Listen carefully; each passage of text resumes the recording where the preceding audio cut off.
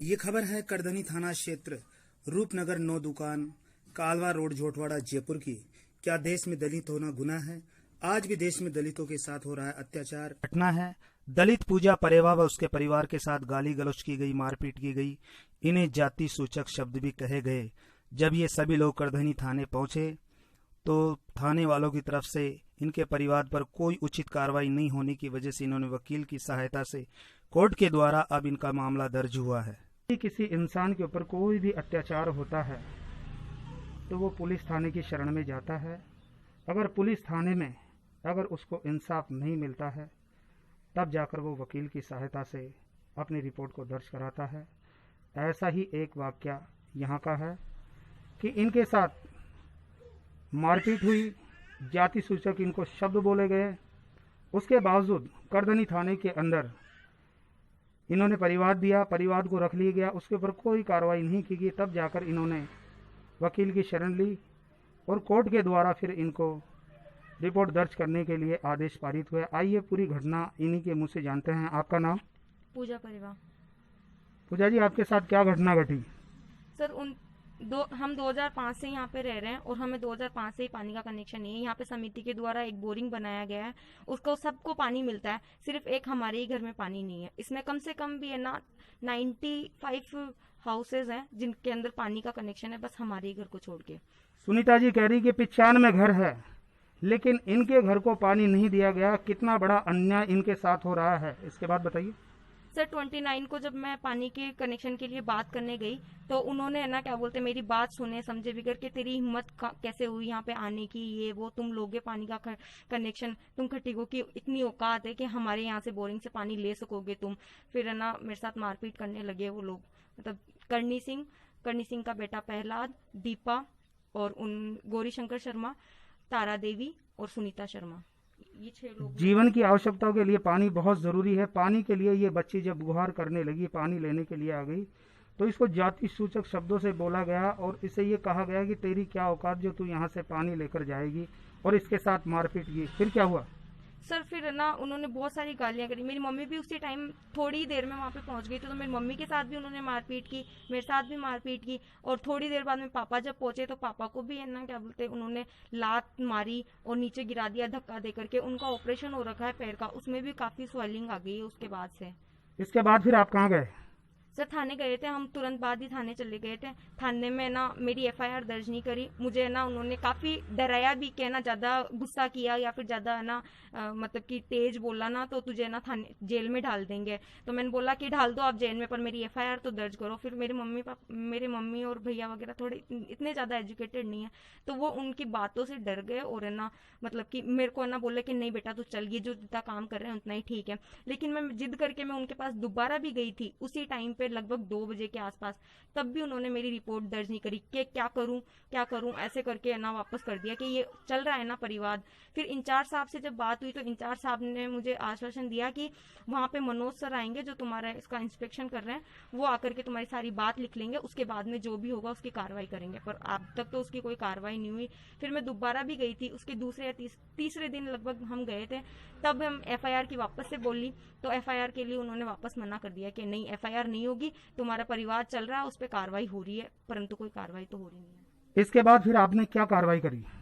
Sir वहां से जब कुछ नहीं हुआ तो मैं ना वकील सर के पास गई, रोहित खींची सर है उनके पास गई। उन्होंने ना मेरी मतलब बात सुनी पूरी। फिर उन्होंने मेरे को कोर्ट से ना करने के लिए पहले तो उन्होंने बोला कि आप एक बार एप्लीकेशंस वगैरह पोस्ट कर दीजिए। उन्होंने मुझे ना पुलिस उपायुक्त और करधनी थाना में पोस्ट के द्वारा ही मेरी एप्लीकेशन भिजवाने के लिए बोला, तो मैंने पोस्ट के द्वारा वहाँ पे एप्लीकेशन भिजवा दी।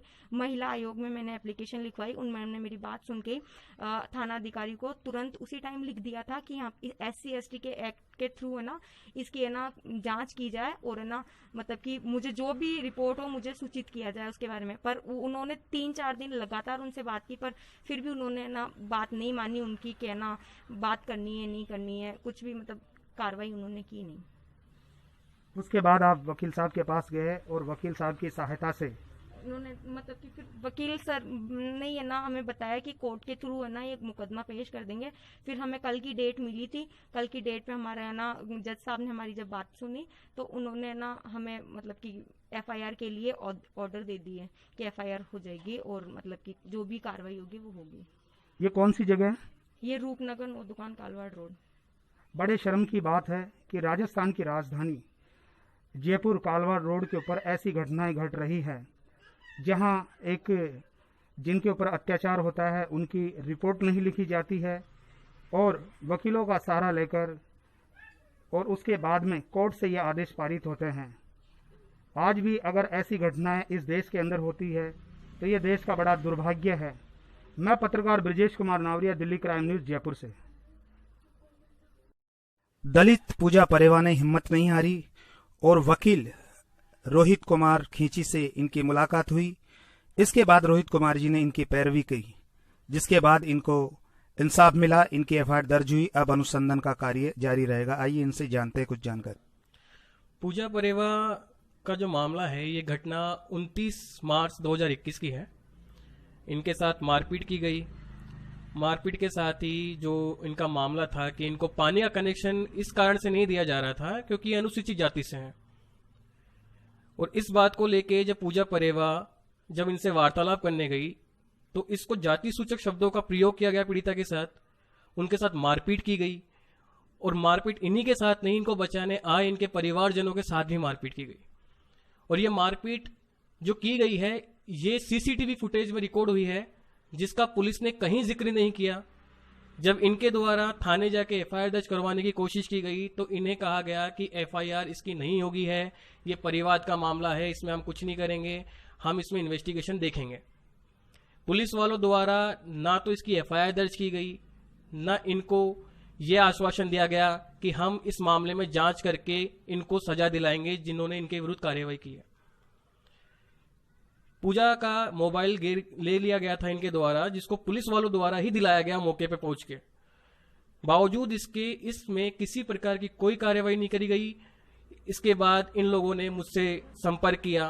संपर्क करने के बाद हमने थाना एसएचओ, हमारे डीसीपी वेस्ट, दोनों जगह इसकी एप्लीकेशन भिजवाई। पीड़िता की जो कहानी थी हमने उसको एक एप्लीकेशन में लिख के वहां बाय पोस्ट करवाई।